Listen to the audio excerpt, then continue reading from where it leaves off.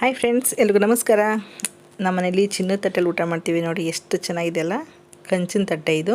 ಇದರಲ್ಲಿ ಕಂಚಿನ ತಟ್ಟೆಗಳಿದ್ರೆ ಆದಷ್ಟು ಮನೆಗಳಲ್ಲಿ ಅಥವಾ ಹಿಂದಿನ ಕಾಲದವರು ಕಂಚಿನ ತಟ್ಟೆಲೇ ಊಟ ಮಾಡ್ತಿದ್ವು. ಆ ಥರ ಇದ್ದರೆ ತಟ್ಟೆಗಳನ್ನ ದಯವಿಟ್ಟು ಊಟ ಮಾಡೋದಕ್ಕೆ ಉಪಯೋಗಿಸ್ಕೊಳ್ಳಿ. ತಾಮ್ರ ಚೊಂಬುಗಳಿದ್ರೆ ನೀರು ಕುಡಿಯೋದಕ್ಕೆ ಉಪಯೋಗಿಸ್ಕೋಬೇಕು. ಕಂಚಿನ ತಟ್ಟೆಗಳಿದ್ರೆ ಊಟ ಮಾಡೋಕ್ಕೆ ಉಪಯೋಗಿಸ್ಕೊಳ್ಬೇಕು. ಈಗ ನಾನು ಕಲ್ಲು ಒಗ್ಗರಣೆ ಹಾಕಿ ಸಾಂಬಾರು ಮಾಡ್ತಿದ್ದು, ಪಕ್ಕಾ ಹಳ್ಳಿ ಸ್ಟೈಲಲ್ಲಿ ಮಾಡ್ತಾರಂಥದ್ದು ಸಾಂಬಾರಿದು. ಹಿಂದಿನ ಕಾಲದಲ್ಲಿ ಅಥವಾ ಒಂದು 20 ವರ್ಷದ ಹಿಂದೆ ನಾವೆಲ್ಲ ಮಾಡ್ತಿರೋದು. ಒಲೆಗಳಿದ್ದರೆ ತುಂಬ ಚೆನ್ನಾಗಿರುತ್ತೆ. ಒಲೆ ಇಲ್ಲದೆ ಕೂಡ ಅದೇ ಸಾಂಬಾರು ಬೇಕು, ಅದೇ ಟೇಸ್ಟ್ ಬೇಕು ಅಂತೇಳಿ ಸ್ಟವ್ ಮೇಲೆ ಮಾಡೋದು ಹೇಗೆ ಅಂತ ತೋರಿಸ್ಕೊಡ್ತೀನಿ. ನಾನಿಲ್ಲಿ ತರ್ಗುಣಿ ಕಾಳು ತೊಗೊಂಡಿದ್ದೀನಿ. ಇದು ಬದಲಿಗೆ ನೀವು ಅವರೆಕಾಳು, ತೊಗರಿ ಕಾಳು ಕೂಡ ಉಪಯೋಗಿಸ್ಕೊಳ್ಬೋದು. ಅಥವಾ ಈ ಕಲ್ಲಿನ ಸಾಂಬಾರು, ಒಗ್ಗರಣೆ ಹಾಕೋ ಸಾಂಬಾರನ್ನ ಕರಳೆ ಸಾರು ಜೊತೆ ಅಂತೂ ತುಂಬಾ ಚೆನ್ನಾಗಿರುತ್ತೆ. ಕರಳೆ ಸಾರು ಮಾಡಿದ್ರು ಕೂಡ ಇದನ್ನು ಮಾಡ್ಕೊಳ್ಬಹುದು. ನಾನಿಲ್ಲಿ ಈರುಳ್ಳಿ, ಬೆಳ್ಳುಳ್ಳಿ, ಸಾಂಬಾರು ಪುಡಿ, ಟೊಮೊಟೊ ಹಣ್ಣು, ಹಾಗೆ ಬೆಂಚ್ಕಲ್ಲು, ಹಾಗೆ ಜೀರಿಗೆ, ಒಣ ಹಸಿ ಶುಂಠಿ, ಈರುಳ್ಳಿ, ಬೆಳ್ಳುಳ್ಳಿ, ತೆಂಗಿನಕಾಯಿ ಸ್ವಲ್ಪನೇ ತೊಗೊಂಡಿದ್ದೀನಿ. ಸ್ವಲ್ಪ ಹುಣಸೆ ನೆನೆಸಿಟ್ಕೊಂಡಿದ್ದೀನಿ.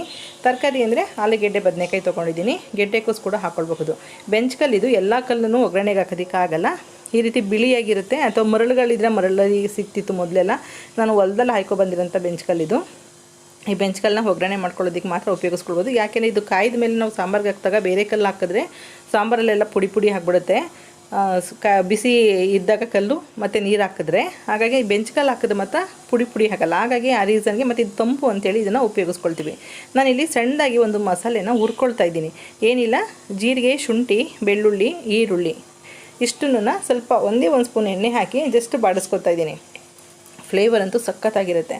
ಇದರಲ್ಲಿ ಒಂದೊಂದು ಚೂರು ಬುದ್ಧಿವಂತಿಕೆ ಉಪಯೋಗಿಸ್ಬೇಕಾಗಿರೋದಂದರೆ, ನಾವು ಕಲ್ಲನ್ನ ಹಾಕಬೇಕಾದಾಗ ಸ್ಟವ್ ಮೇಲೆ ಕಲ್ಲು ಕುತ್ಕೊಳ್ಳುತ್ತಾ ಅಂತ ಚೆಕ್ ಮಾಡ್ಕೋಬೇಕು.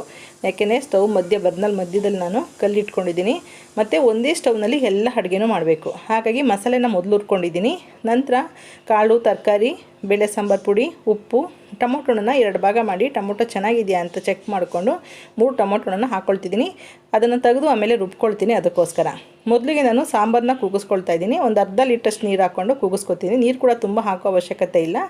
ಈಗ ಮಸಾಲೆ ಎಲ್ಲ ರುಬ್ಬಿದ ಮೇಲೆ ಇನ್ನೂ ಸಾಂಬಾರು ಜಾಸ್ತಿ ಆಗುತ್ತೆ. ಅದಕ್ಕೋಸ್ಕರ ಒಂದೇ ವಿಸಲ್ ಸಾಕು.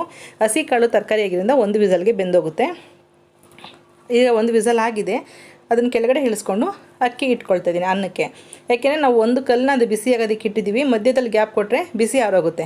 ಹಾಗಾಗಿ ಒಂದಾದಮೇಲೆ ಮಾಡ್ಕೋಬೇಕು. ನಾವು ಅನ್ನ ಆಗೋಷ್ಟರಲ್ಲಿ ಕುಕ್ಕರ್ ಕೂಲ್ ಆಗಬೇಕು. ಹಾಗಾಗಿ ಮೊದಲೇ ಸಾಂಬಾರನ್ನ ಕೂಗಿಸ್ಕೋಬೇಕಾಗತ್ತೆ. ನಂತರ ಅನ್ನಕ್ಕೆ ಇಟ್ಕೊಂಡಿದ್ದೀನಿ. ಅನ್ನದಲ್ಲಿ ನಾವು ಯಾವಾಗಲೂ ಅನ್ನ ಮಾಡಬೇಕಾದಾಗ ನಾನು ಕ್ಯಾಪ್ ಹಾಕೋದಿಲ್ಲ. ಮೇಲಿರೋ ನೊರೆನೆಲ್ಲ ತೆಗೆದು ನಂತರ ಕ್ಯಾಪ್ ಹಾಕ್ಕೊಳ್ತೀನಿ. ಅನ್ನ ಆಗೋಷ್ಟರಲ್ಲಿ ಮಸಾಲೆ ಕೂಡ ತಣ್ಣಗಾಗಿದೆ. ಅದ್ರ ಜೊತೆಗೆ ಸ್ವಲ್ಪ ತೆಂಗಿನಕಾಯಿ ಹಾಕ್ಕೊಂಡು ಇದನ್ನು ನುಣ್ಣಗೆ ಟೊಮೊಟೊ ಹಣ್ಣು ಹಾಕ್ಕೊಂಡು ಪೇಸ್ಟ್ ಮಾಡ್ಕೊಳ್ಳೋಣ. ಹಾಗೆಯೇ ಕುಕ್ಕರ್ನಲ್ಲಿ ಕೂಗಿಸಿದ್ವಲ್ಲ 3 ಟೊಮೊಟೊ ಹಣ್ಣು, ಅದು ಕೂಡ ಹಾಕ್ಕೊಳ್ಳೋದ್ರಿಂದ ಸಾಂಬಾರು ತುಂಬ ಚೆನ್ನಾಗಿ ಗಟ್ಟಿ ಬರುತ್ತೆ. ಇಲ್ಲಿ ಬೇರೆ ಏನೂ ಹಾಕ್ತಾಯಿಲ್ಲ, ಹುರ್ಗಡ್ಲೆ ಏನೂ ಹಾಕ್ತಿಲ್ಲ. ಬೇಯಿಸಿರೋಂಥ ಕಾಳು ಕೂಡ ನೀವು 1 ಸ್ಪೂನಷ್ಟು ಹಾಕ್ಕೊಂಡು ನುಣ್ಣಗೆ ಮಸಾಲೆ ರುಬ್ಕೊಳ್ಬೋದು. ತುಂಬಾ ಚೆನ್ನಾಗಿರುತ್ತೆ ಟೇಸ್ಟು. ಬೇರೆ ಏನೂ ಇಲ್ಲ ಹಾಕೋದಿಲ್ಲ. ನೀವು ಮಸಾಲೆ ರುಬ್ಬದೆ ಕೂಡ ನೀವು ಸಾಂಬಾರು ಮಾಡ್ಕೊಳ್ಬಹುದು. ಕಾಳುಗಳು ಈಗೆಲ್ಲ ಇನ್ನೂ ಸೀಸನ್ ಇರೋದಿಲ್ಲ, ಅಷ್ಟೊಂದು ರುಚಿಯಾಗಿರೋದಿಲ್ಲ. ಗದ್ದೆ ಕಾಳುಗಳಾಗಿರೋದ್ರಿಂದ ಸ್ವಲ್ಪ ಮಸಾಲೆ ರುಬ್ಬಾಕಿದ್ರೆ ಸಾಂಬಾರು ರುಚಿಯಾಗಿರುತ್ತೆ.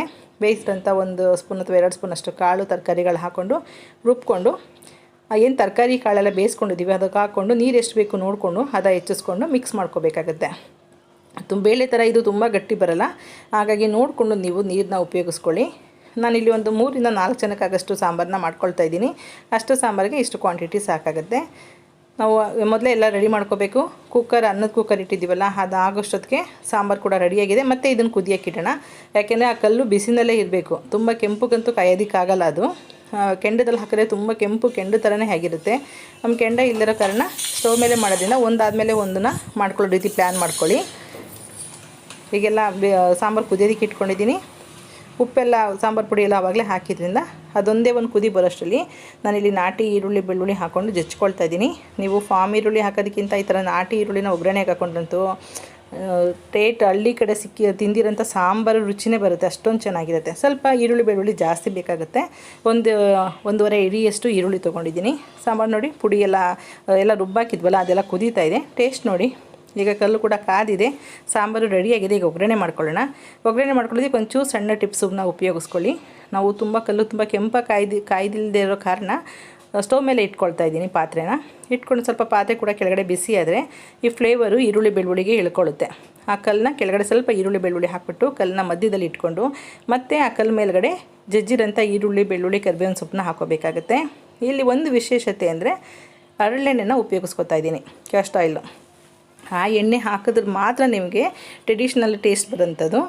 ಸಾಂಪ್ರದಾಯಿಕವಾಗಿ ಮಾಡೋದು ಇದೇ ರೀತಿಯಲ್ಲಿ. ಹರಳೆಣ್ಣೆ 1ರಿಂದ 1.5 ಸ್ಪೂನಷ್ಟು ಮೇಲೆ ಹಾಕಬೇಕು. ಕಲ್ಲು ತುಂಬ ಕಾಯ್ದಿದ್ರೆ ನೀವು ಎಣ್ಣೆ ಹಾಕ್ತಿದ್ದಂಗೆ ಚಿರ ಅಂತ ಸೌಂಡ್ ಬರುತ್ತೆ. ಕಲ್ಲು ಸ್ವಲ್ಪ ಕಾದಿದೆ, ಇದು ಸ್ಟವ್ ಮೇಲೆ ಕಾಯಿಸಿರೋದ್ರಿಂದ.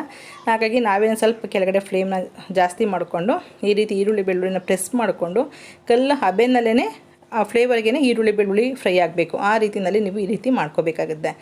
ತುಂಬಾ ಚೆನ್ನಾಗಿರುತ್ತೆ. ಇದು ಹೊಸಬ್ರು ಆಗಿದ್ರೆ ಅಂತ ಹೇಳಿ ಹೇಳ್ಕೊಡ್ತಾ ಇದ್ದೀನಿ. ನಿಮಗೇನಾದ್ರು ಬೇರೆ ರೀತಿ ಗೊತ್ತಿದ್ರೆ ಅದನ್ನು ಕೂಡ ಕಮೆಂಟಲ್ಲಿ ತಿಳಿಸಿ. ನೀವು ಈ ರೀತಿ ನೀವು ಚೆನ್ನಾಗಿ ಅದನ್ನು ಪ್ರೆಸ್ ಮಾಡಿ ಕಲ್ಲು ಮೇಲ್ಗಡೆಗೆ ಈರುಳ್ಳಿನ ಮಾಡೋದ್ರಿಂದ ಈರುಳ್ಳಿ ಚೆನ್ನಾಗಿ ಫ್ರೈ ಆಗುತ್ತೆ ಕಲ್ಲು ಬಿಸಿ ಇರೋದ್ರಿಂದ. ಅದನ್ನು ನಂತರ ತೆಗೆದು ಸಾಂಬಾರ್ಗೆ ಹಾಕ್ಬಿಟ್ಟು ಮೇಲೆ ಮುಚ್ಚೋದಷ್ಟೇ ಇಮಿಡಿಯೇಟ್. ಆ ಒಗ್ಗರಣೆ ಅಂತೂ ಸಖತ್ತಾಗಿರುತ್ತೆ. ಅಕ್ಕಪಕ್ಕದ ಮನೆಯವರೆಲ್ಲ ಕೇಳ್ತಾರೆ ಏನು ಮಾಡಿದ್ದೀರಾ ಅಂತ, ಅಷ್ಟೊಂದು ಚೆನ್ನಾಗಿರುತ್ತೆ. ಹರಳೆಣ್ಣೆ ಹಾಕಿರೋದ್ರಿಂದ ನೀವು ಹೇಗಿರುತ್ತೆ ಟೇಸ್ಟ್ ಅಂತ ಅನ್ನೋಂಗೆ ಇಲ್ಲ. ನಾವಿಲ್ಲಿ ಜಸ್ಟ್ 1 ಸ್ಪೂನಷ್ಟು ಹರಳೆಣ್ಣೆ ಅಷ್ಟೇ ಯೂಸ್ ಮಾಡಿರೋಂಥದ್ದು. ಎಣ್ಣೆ ಇಲ್ಲದೆ ಮಾಡಿರೋಂಥ ಅಡುಗೆ ಇದು. ಜಸ್ಟ್ 1-2 ನಿಮಿಷ ಮುಚ್ಚಿಟ್ಟು ನಂತರ ಸ್ಟವ್ನ ಆಫ್ ಮಾಡಿಬಿಟ್ಟು ಸರ್ವ್ ಮಾಡಬಹುದು. ಕಲ್ಲು ತೆಗ್ದು ನಿಮ್ಗೆ ತೋರಿಸ್ತಾ ಇದ್ದೀನಿ.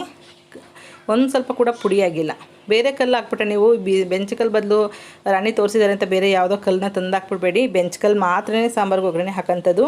ನೋಡಿ, ಈ ಥರ ಕಲ್ಲು ಈ ಥರ ಆಗಿದೆ. ಎಲ್ಲೂ ಪುಡಿ ಆಗಿಲ್ಲ. ಬೇರೆ ಕಲ್ಲು ಹಾಕಿದ್ರೆ ಎಲ್ಲ ಸಾಂಬಾರು ತುಂಬ ಪೂರ್ತಿ ಕಲ್ಲೆಲ್ಲ ಪುಡಿ ಆಗಿಬಿಡುತ್ತೆ. ಈಗ ಚಿನ್ನದ ತಟ್ಟೆಗೆ ಹಾಕ್ಕೊಳ್ತಾ ಇದ್ದೀನಿ. ಎಷ್ಟು ಚೆನ್ನಾಗಿರುತ್ತೆ ಗೊತ್ತಾ ತಿನ್ನೋದಕ್ಕೆ. ಇದ್ರ ಜೊತೆಗೆ ಬೆಣ್ಣೆ ಹಾಕ್ಕೊಂಡು ಸರ್ವ್ ಮಾಡ್ತಾರೆ. ಇದು ಟ್ರೆಡಿಷ್ನಲ್ ರೀತಿಯಲ್ಲೇ ಮಾಡೋಂಥದ್ದು. ಈ ರೀತಿ ಸಾಂಬಾರನ್ನ ಸರ್ವ್ ಮಾಡಿಕೊಂಡು ಬಿಸಿ ರಾಗಿ ಮುದ್ದೆ ಜೊತೆಗೆ ಬೆಣ್ಣೆ ಹಾಕ್ಕೊಂಡು ಸರ್ವ್ ಮಾಡೋದು. ತಿಂದೋರಿಗೆ ಗೊತ್ತಿರುತ್ತೆ ಆ ರುಚಿ. ಒಂದು ಸಲ ನಿಮಗೂ ಆ ರುಚಿ ಬರಲಿ ಅಂಥೇಳಿ ತೋರಿಸ್ಕೊಟ್ಟಿದ್ದೀನಿ. ಒಂದು ಸಲ ಟ್ರೈ ಮಾಡಿ. ನಿಮಗೂ ಕೂಡ ಖಂಡಿತವಾಗ್ಲೂ ಇಷ್ಟ ಆಗುತ್ತೆ. ಈ ರೆಸಿಪಿನೂ ಇಷ್ಟ ಆಗುತ್ತೆ, ಈ ಟೇಸ್ಟ್ ಕೂಡ ಇಷ್ಟ ಆಗುತ್ತೆ.